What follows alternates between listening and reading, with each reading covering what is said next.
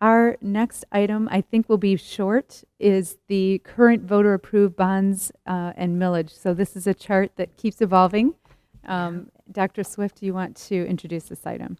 Thank you, Madam President and trustees. We are so grateful to our community for their support of our most recent 2018 operating millage. This will allow our district to do the fundamental operations, to pay teachers, and to conduct the business of the district. And it will now be in place for 20 years. Trustees, Mr. Dimitru, along with Ms. Osinski, worked today, and they've updated. So if you will take both of your documents, you've got copies there, you will see that we've updated where we are today on the colorful chart. Now, the white chart, which is the companion document, shows the history of our elections. And I felt like this comes in really handy, trustees, for you and all of us to be able to respond to the community about the percentage of our voters, the number of our voters, the yes votes that we've received. And this will actually bridge into our budget presentation because we would not be where we are in the Ann Arbor Public Schools if our community, our community supports us. And because of that, we've been able to continue a quality educational product despite the downturn of the state. And so with that, Madam President, I know you may have some things to offer. Mr. Dimitru, do you want to walk through, or how shall we do this? Okay. So we'll start with our non-homestead millage, which is the 18 mills, which was just renewed. And also today, we're very thankful and grateful. If we didn't go out this May, we did the calculations today, and we would have lost more than $2.4 million. Our tax base increased by 5.2%. The rate of inflation was only 2.1, which means the other 3.1 would have been a reduction to a millage, which equated a little bit over. We were already losing about 1.4. So it was approximately $1.1 million, the additional. So we're very grateful that it passed, and it came very timely.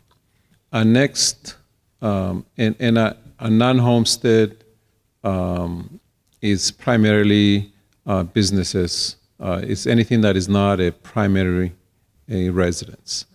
The homestead is for the primary residents, primarily, and that went down. If from last year, this year is 4.35. So that is that is based on how many students we have, and it's $1,234.35 per student.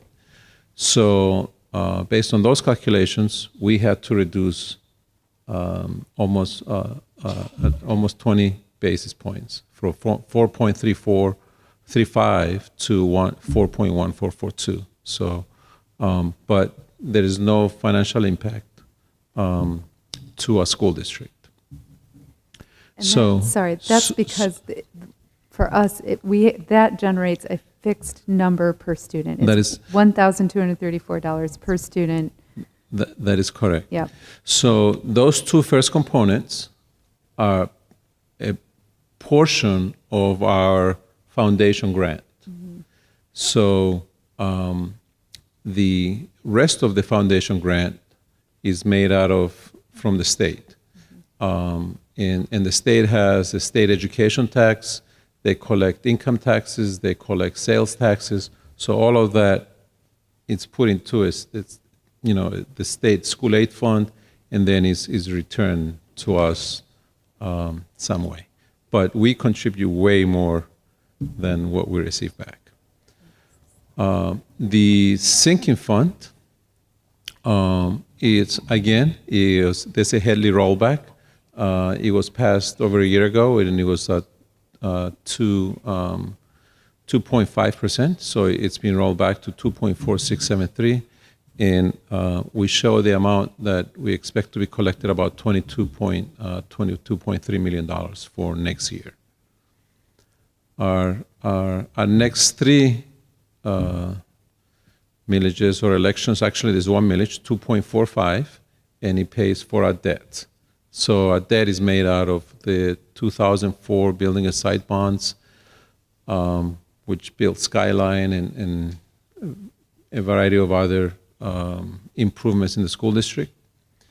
Our 2012 technology bond, which was approximately $46 million, and also our 2015 building and site, the $33 million that we're using for playgrounds and buses and a variety of other furniture and so forth. So those three together is the 2.45, and this are the millages that our school district levies to our community. Now, on the bottom three, there's also the Washington Intermediate School District that levies countywide millages for special education purposes. So if you add them all together, it's basically 5.268. There's three different millages. And from that 5.268, next year we expect to collect approximately $29.5 million that will come to our school district. So that completes my comments. I'd be more than happy to answer any questions. Marios, I would just thank you very much for the second page. I love seeing the details on there about the voter numbers and the election results. And I think you even have the election date on there. So thank you. That's a wonderful detail to have at our fingertips. Thank you. I would love to take the credit, but it was Dr. Swift and Amy that actually put that together. Well, I know Amy's behind all of these things. Nothing gets done without Amy's fingers on it, but thank you.